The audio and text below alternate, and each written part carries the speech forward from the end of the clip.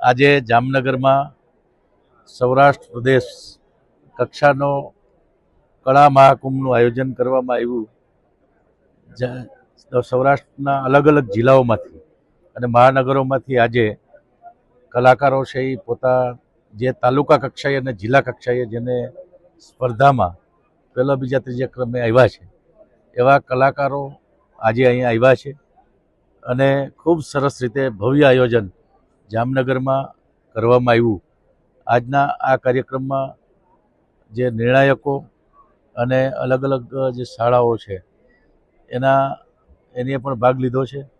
અલગ અલગ કળા ક્ષેત્રના જે કલાકારો છે એ પોતે પણ અહીંયા આજે ભાગ લઈ રહ્યા છે. 4 દિવસનો આ કળા મહાકુંભ 2025નું પ્રદેશ કક્ષાનું આયોજન આ વખતે જામનગરમાં કરવામાં આવ્યું છે.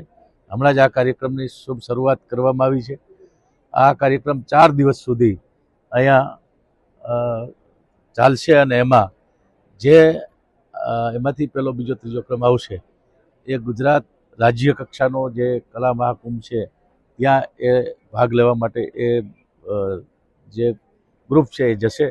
એટલે ખૂબ સરસ રીતે કલા મહાકુંભનું આયોજન જામનગરમાં કરવામાં આવ્યું. અહીંના પદાધિકારીઓ, ધારાસભ્યશ્રીઓ અને જિલ્લા પંચાયતના પ્રમુખ અધિકારીઓની ઉપસ્થિતિમાં હમણાં જ કાર્યક્રમનું ઉદ્ઘાટન સત્ર છે એ પૂરું કરવામાં આવ્યું છે.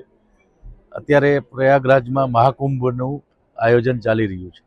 આજે જામનગરમાં આ કળા મહાકુંભનું અત્યારે આયોજન થઈ રહ્યું છે.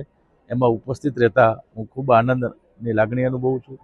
જે કલાકારો છે એને પ્રોત્સાહિત કરવા માટે આજે અહીંયા બધા આગેવાનો ઉપસ્થિત રહ્યા હતા.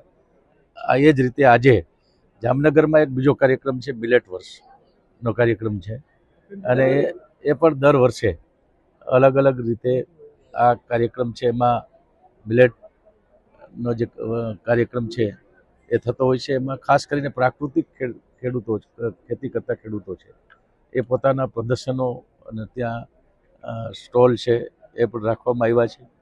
ખેડૂતો વધારે વધારે પ્રાકૃતિક ખેતી કરે અને ખાસ કરીને જાડુ ધાન્ય જે છે જેને મિલેટ કહીએ છીએ એ મિલેટને માટે ખેડૂતોને વધારે પ્રોત્સાહિત કરીને આપણે જોયું છે કે આજે અન્ય દેશોમાં પણ આપણું જે મિલેટ છે, બાજરી છે કે જુવાર છે, રાગી છે કે આ બધી જે ખાસ કરીને જે દાણાદાર અન્ન છે, ધાન્ય છે એને